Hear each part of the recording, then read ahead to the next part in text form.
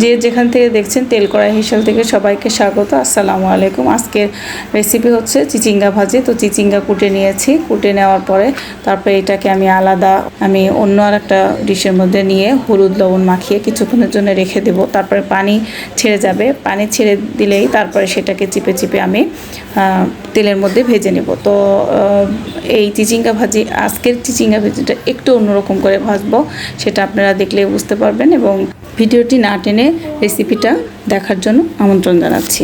এখানে বরাবরের মতোই প্যানের মধ্যে তেল দিয়েছি, সরিষার তেল। আর সরিষার তেল রান্না করা অনেক ভালো এবং মজা লাগে। তেলের মধ্যে পেঁয়াজ মরিচ দিয়ে দিয়েছি। আর এখন চিচিঙ্গাগুলোকে চিপে চিপে তেলের মধ্যে দিব। তেলের মধ্যে দিয়ে খুব ভালো করে ভাজতে থাকবো। তো দেখতে পাচ্ছেন যে অনেক পানি বের হয়েছে।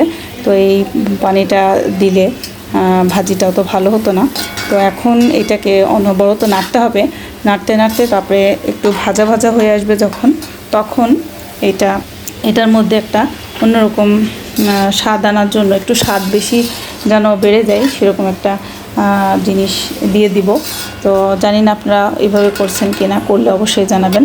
তা হচ্ছে কিছুক্ষণ ভেজে নিব। ভেজে নেওয়ার পরে এরকম কালারটা চলে আসবে।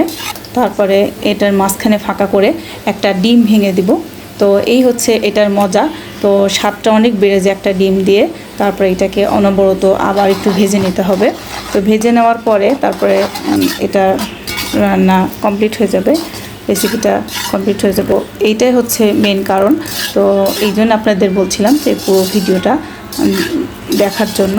এটা করলে বাচ্চারাও অনেক পছন্দ করে, এরকম করে ভাজি করলে তখন খেতে চায়। আপনারা অবশ্যই এরকম করে ট্রাই করে দেখবেন যে কেমন হয়, আর আমাকে জানাবেন। আর আপনারা অবশ্যই আমাকে সাপোর্ট করবেন, আমার জন্য দোয়া করবেন। আল্লাহ তাআলা আপনাদের সবাইকে নিয়ে খায়ের দারাজ করেন, এই প্রত্যাশায় তেল কড়াই হেসেল থেকে আজকের মতো বিদায়। আল্লাহ হাফেজ।